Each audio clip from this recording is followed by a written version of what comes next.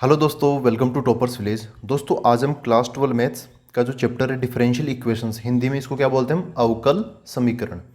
तो इसका एक इम्पोर्टेंट टॉपिक करेंगे start, general and particular solutions of A differential equation. देखो दोस्तों, ये पूरा का पूरा चैप्टर है ना डिफरेंशियल इक्वेशन, ये बहुत आसान है। तो मेरी आपको एडवाइस यही है कि एक आसान टॉपिक कभी भी मिस नहीं होना चाहिए।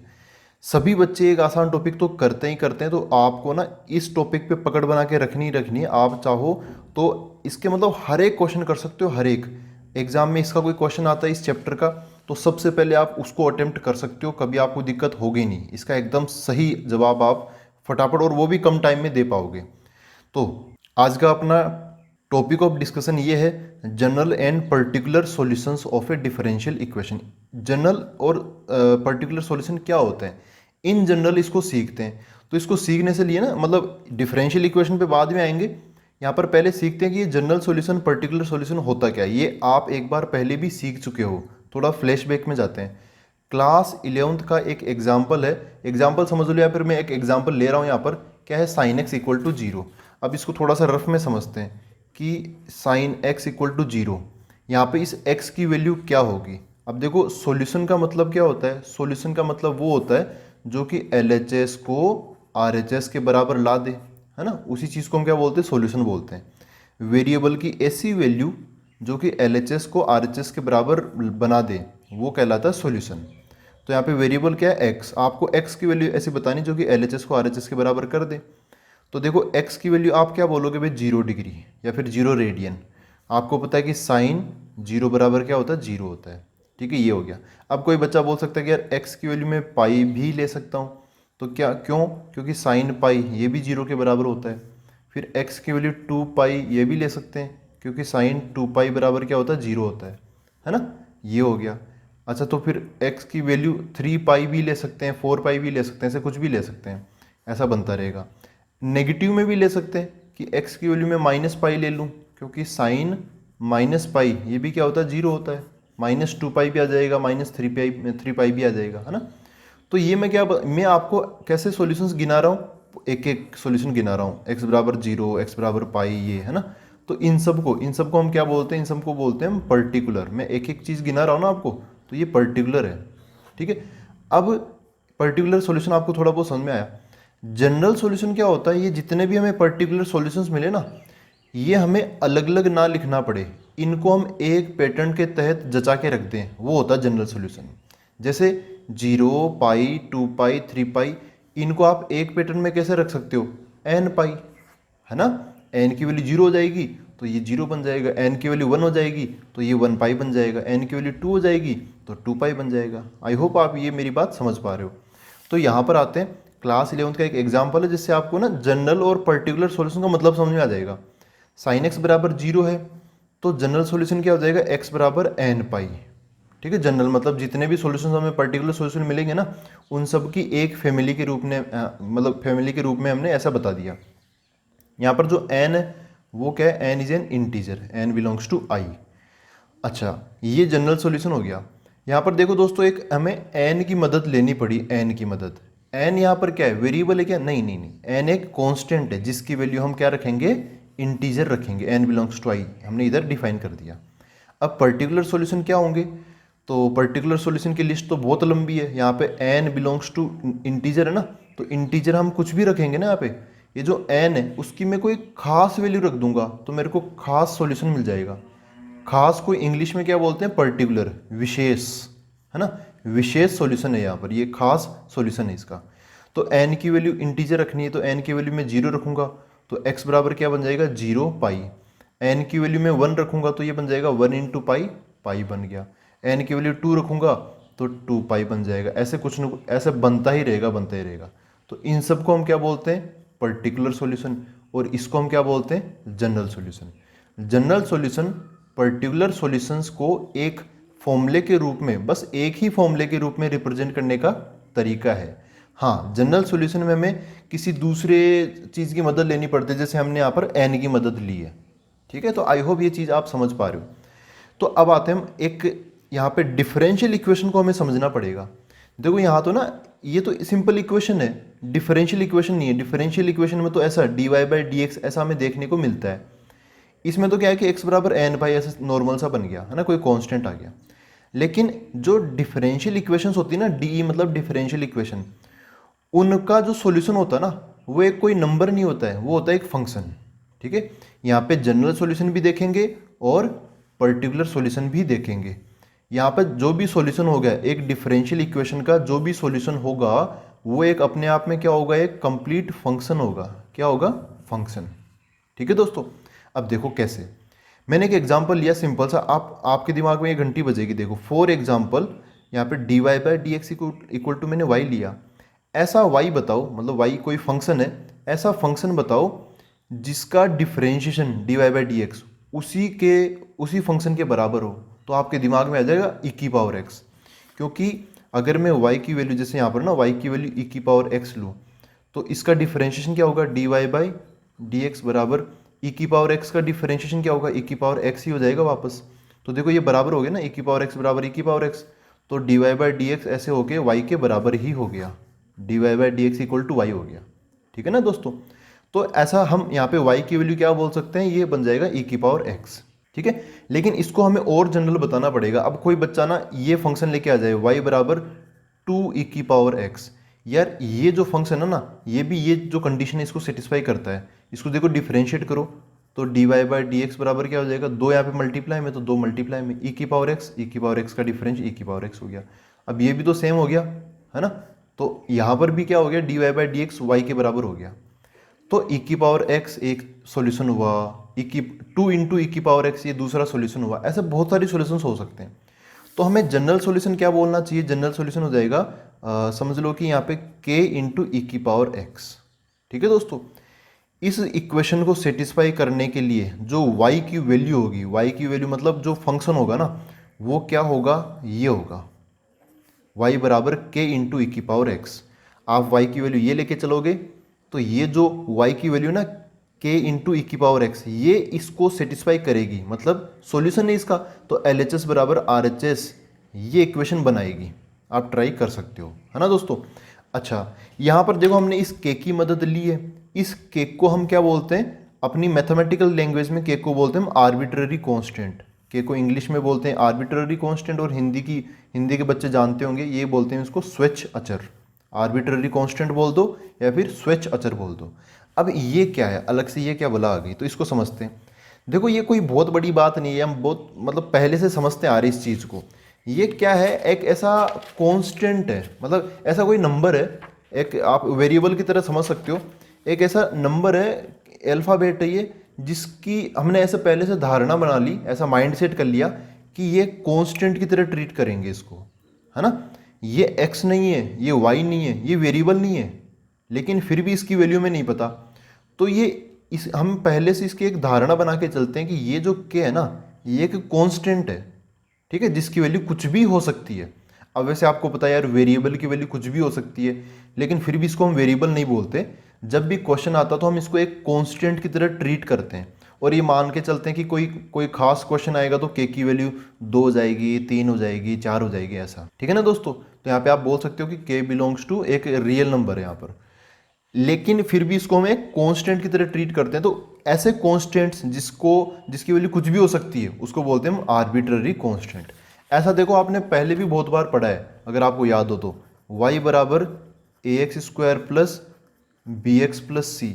अब देखो दोस्तों, आपको ना यहाँ पे एक्स स्क्वायर के साथ में, अब मैं पूछूं इसके अंदर भी बताओ वेरिएबल कौन है, वेरिएबल कौन है, तो आप बोलोगे कि वेरिएबल है यहाँ पे y और x, है ना।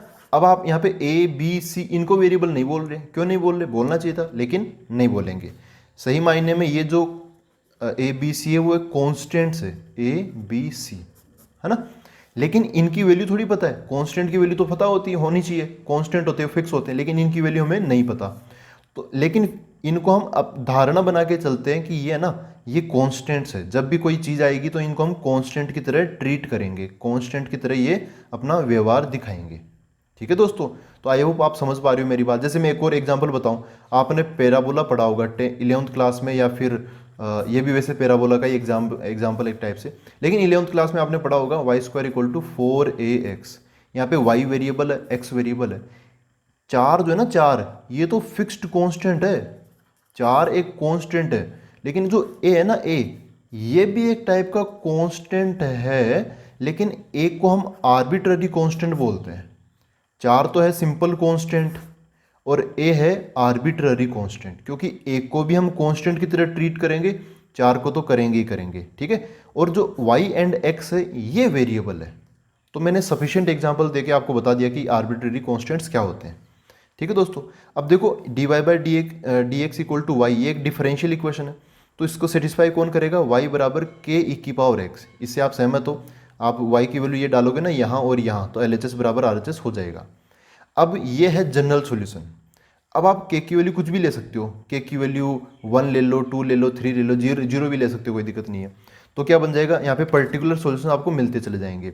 तो आर्बिट्ररी कांस्टेंट की अगर आप वैल्यूज डालोगे ना, कोई पर्टिकुलर वैल्यूज, तो आपको पर्टिकुलर सॉल्यूशन मिल जाएंगे, खास सॉल्यूशन मिल जाएंगे। जैसे मैं के की वैल्यू 1 डाल देता हूँ, तो ये क्या बन गया, y बराबर 1 इंटू ई की पावर एक्स, ई की पावर एक्स हो गया। 2 डाल दो तो 2 ई की पावर एक्स, 3 डाल दो तो 3 ई की पावर एक्स। ये खास है ना, ये कोई खास नंबर है। यहाँ पर अब के की वैल्यू ज़्यादा, यहाँ पे के है ही नहीं जो जिसकी वैल्यू हम डालेंगे, तो ये फिक्स हो गया ऐसे। और ये इन सब की फैमिली को, पर्टिकुलर सॉल्यूशंस की एक साथ सारी फैमिली को ये जनरल सॉल्यूशन रिप्रेजेंट कर देगा। तो हम पर्टिकुलर सॉल्यूशन से भी जनरल सॉल्यूशन निकाल सकते हैं और जनरल सॉल्यूशन से हम पर्टिकुलर सॉल्यूशन भी निकाल सकते हैं। अब देखो दोस्तों, इनकी हम फॉर्मल डेफिनेशंस पढ़ लेते हैं, फिर कुछ एग्जांपल्स और कर लेंगे। डेफिनेशन क्या है, जनरल सॉल्यूशन की डेफिनेशन क्या है, सॉल्यूशंस, सॉल्यूशन बोल सकते हो, solution which have arbitrary constants, जैसे ए बी सी या C1 C2 C3 के आर थीटा, ऐसी जो चीज़ें हैं ना, ये क्या कहलाती है अपने जनरल सॉल्यूशन। ऐसा सॉल्यूशन जिनमें हमें आर्बिट्ररी कॉन्स्टेंट्स देखने को मिले, जैसे यहाँ पर ये इक्वेशन थी, इसका एक सॉल्यूशन तो ऐसा बोल सकते हैं, बाकी सॉल्यूशन हम ऐसे बोल सकते हैं। तो यहाँ पे के हमें आर्बिट्ररी कांस्टेंट दिखाई दे रहा है, यहाँ पे सी ए बी सी कुछ भी हो सकता था। तो ऐसी चीज़ों को जिनमें आर्बिट्ररी कांस्टेंट्स हो, ऐसे सॉल्यूशन को हम क्या बोलते हैं, जनरल सॉल्यूशन। और अगर आर्बिट्ररी कांस्टेंट ना हो, उस आर्बिट्ररी कांस्टेंट की हम कोई वैल्यू डाल दें, कोई खास वैल्यू, तो हमें क्या मिल जाएगा, पर्टिकुलर सॉल्यूशन मिल जाएगा। तो वही डेफिनेशन अपनी पर्टिकुलर सॉल्यूशन की होगी, क्या, जनरल सॉल्यूशन से मिले हुए ऐसे सॉल्यूशंस जिनमें आर्बिट्ररी कांस्टेंट्स की जगह कुछ खास वैल्यू या नंबर हो, हमें दिखाई दे, ठीक है। तो ऐसे सॉल्यूशंस को हम क्या बोलेंगे, पर्टिकुलर सॉल्यूशंस, या फिर शॉर्ट फॉर्म में क्या बोले, फ्री फ्रॉम आर्बिट्ररी कांस्टेंट। इनमें हमें आर्बिट्ररी कांस्टेंट देखने को नहीं मिलेंगे, उनकी कोई खास वैल्यू हमें देखने को मिलेगी, ठीक है दोस्तों। तो आई होप ये दोनों चीज़ें आप समझ गए हो, बड़े ही आसान है। अब हम देखते हैं कुछ एग्जाम्पल्स, फिर मैं एक और आपको एक खास चीज़ बताऊंगा, लेकिन ये एग्जाम्पल समझने पड़ेंगे उसके लिए। देखो यहाँ पर क्या है, verify that the function y equal to e raise to power -3x is a solution of the differential equation this. ये एक डिफरेंशियल इक्वेशन है और ये एक सॉल्यूशन है। ये क्या है, एक सॉल्यूशन है। ये हमें वेरीफाई करना, वेरीफाई मतलब प्रूव करना है, वो नॉर्मल प्रूव वाली बात है ये, है ना। तो ये पहले से सॉल्यूशन है। अब सॉल्यूशन करता क्या है, सॉल्यूशन का काम क्या होता है, सॉल्यूशन का काम ये होता है कि वो LHS को RHS के बराबर प्रूव कर दे, ठीक है, यही सॉल्यूशन का काम होता है। तो हम भी क्या करेंगे, देखो हमें ये बताना है कि ये जो y इक्वल टू ई की पावर -3x है ना, ये इस डिफरेंशियल इक्वेशन के सॉल्यूशन है। इसका मतलब इसको अगर हम ये जो y की वैल्यू ना वो यहाँ यहाँ और यहाँ डालेंगे ना, तो अपना LHS बराबर क्या बन जाएगा, RHS बन जाएगा। ऐसे क्वेश्चन आपको देखने को मिलेंगे ही मिलेंगे, इस टॉपिक के अंडर आपको ऐसे क्वेश्चंस देखने को मिलेंगे, ठीक है। तो ऐसे क्वेश्चन करना सीख लो, कैसे करते हैं। यहाँ पे क्या है, y इक्वल टू ई की पावर -3x, हमें LHS बराबर RHS शो करना है इसका, कि भाई ये इसको सॉल्यूशन है, तो LHS बराबर RHS बनाएगा। RHS तो सिंपल है 0, तो हमें LHS की तैयारी करनी चाहिए। LHS के अंदर देखो dy बाई डी एक्स भी है, y मतलब ये सीधा सीधा यहाँ डाल देंगे, dy बाई डी एक्स मतलब इसका हमें एक बार डिफरेंशिएशन करना पड़ेगा, d2y by d x square मतलब इसका हमें 2 बार डिफरेंशिएशन करना पड़ेगा। तो डिफरेंशिएशन की लिस्ट बना लो पहले। y बराबर क्या है, ई की पावर -3x, तो यहाँ पर मैं dy बाई डी एक्स निकाल लेता हूँ। इसका मतलब हमें एक बार डिफरेंशिएशन करना पड़ेगा। अब ई की पावर x का डिफरेंशिएशन होता है ई की पावर x, तो ये सेम टू सेम आ जाएगा -3x। लेकिन यहाँ पे x की जगह क्या है, -3x है, तो x का कोएफिशिएंट क्या है, -3, वो यहाँ पे मल्टीप्लाई में आ जाएगा -3, ठीक है, इसका डिफरेंशिएशन हम ऐसे तो करते हैं, ये बन गया। अब इसको एक बार और डिफरेंशिएट कर लेते हैं, d2y by d x square. तो इसका हमें एक बार और डिफरेंशिएट करना पड़ेगा, e की पावर -3x का e की पावर -3x हो जाएगा। और -3x का फिर से जब डिफरेंशिएशन होगा ना, चेन रूल से भी आप समझ सकते हो, तो -3 इसके मल्टीप्लाई में आ जाएगा। पहले से क्या था -3, और एक -3 और मल्टीप्लाई में आएगा तो क्या बन जाएगा, माइनस माइनस प्लस का, और 3 और 3 9 बन जाएगा। तो ये और ये वैल्यू हम इसके LHS में डाल के सोल्व करने की कोशिश करते हैं, इधर करते हैं। तो LHS क्या है, देखो LHS अपना ये है d2y by d x square. इसको मैं ना, जैसे ये डबल डिफरेंशिएशन है, इसको मैं y डबल डैश बोल देता हूँ, है ना, ऐसा बोल सकते हैं, कोई दिक्कत नहीं है। dy बाई डी एक्स, इसको मैं y डैश बोल सकता हूँ। तो LHS अपना ये है, ये double derivative y double dash, ये single derivative y dash minus 6y। थोड़ी जगह की कमी थी इसलिए मैंने ऐसा बोल दिया। y डबल डैश की वैल्यू क्या है, ये 9 e की पावर -3x प्लस, फिर y डैश आ गया, y डैश की वैल्यू क्या है, ये -3 e की पावर -3x, और फिर -6y। y की वैल्यू क्या है, ये इस y की वैल्यू क्या है, ये है e की पावर -3x। इनको सोल्व करेंगे तो देखो, ये e की पावर 3x है, ये प्लस का है, और प्लस का कितना 9 है। और यहाँ पर आप देखो, इन दोनों को देखो, ये भी e की पावर -3x, ये भी e की पावर -3x, ये है माइनस का 3 और ये माइनस का 6। तो -3 -6, ये माइनस का 9 हो जाएगा, और ये प्लस का 9 है, तो ये सब कुछ कट जाएगा, आंसर क्या आ जाएगा 0।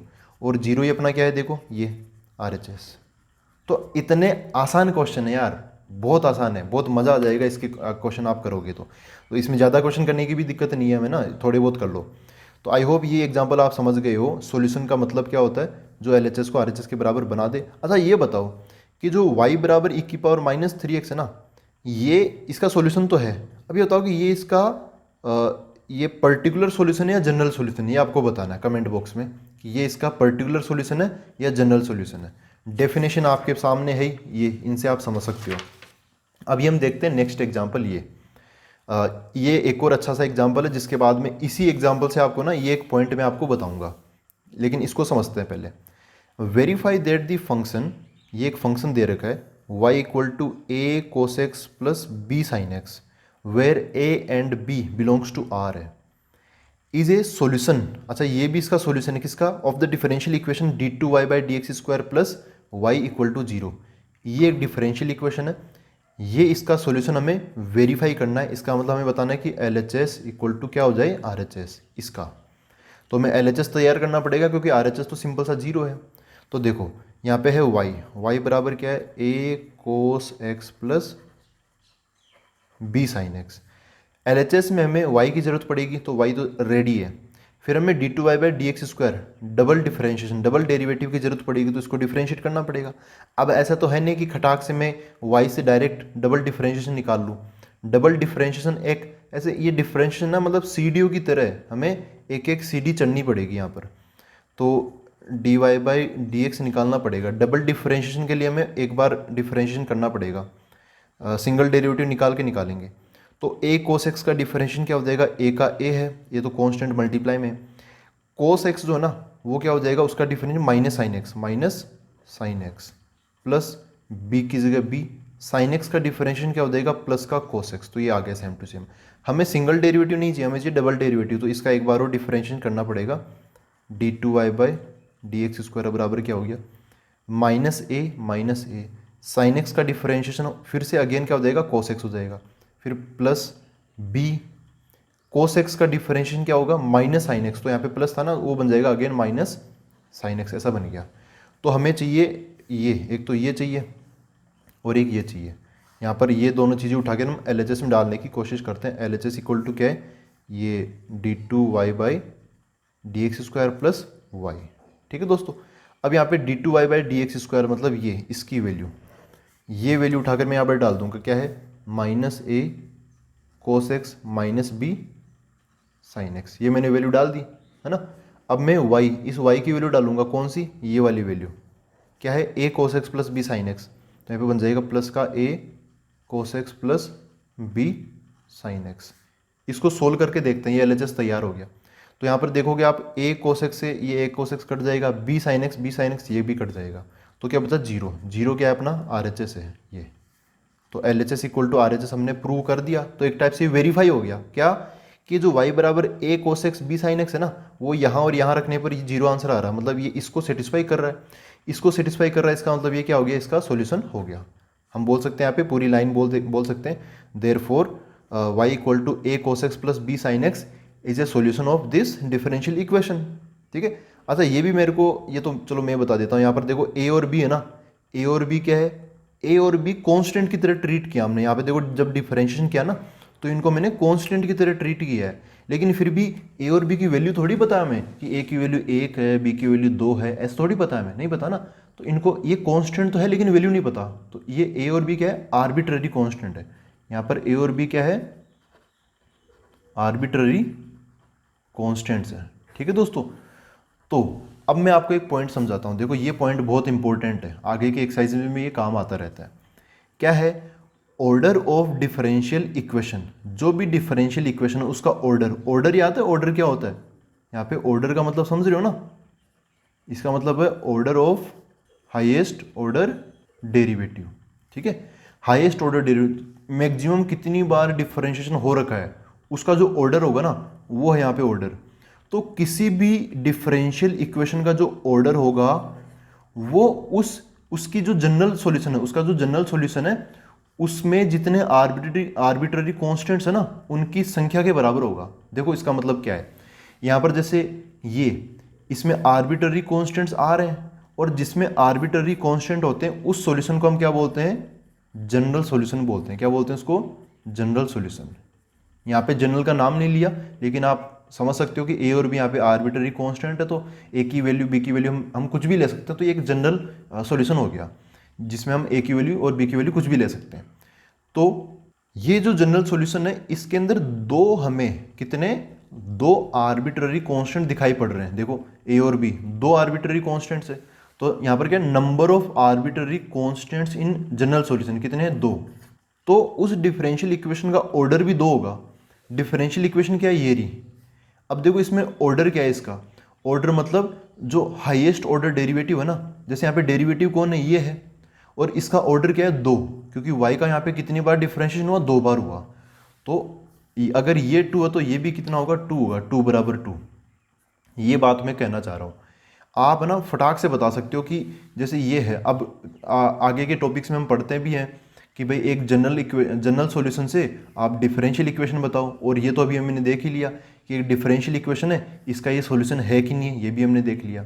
तो आप चीज़ों को ना रिलेट कर सकते हो, जितने आर्बिट्ररी कांस्टेंट्स हमें जनरल सॉल्यूशन में दिखाई देंगे उतना ही डिफरेंशियल इक्वेशन का ऑर्डर होगा।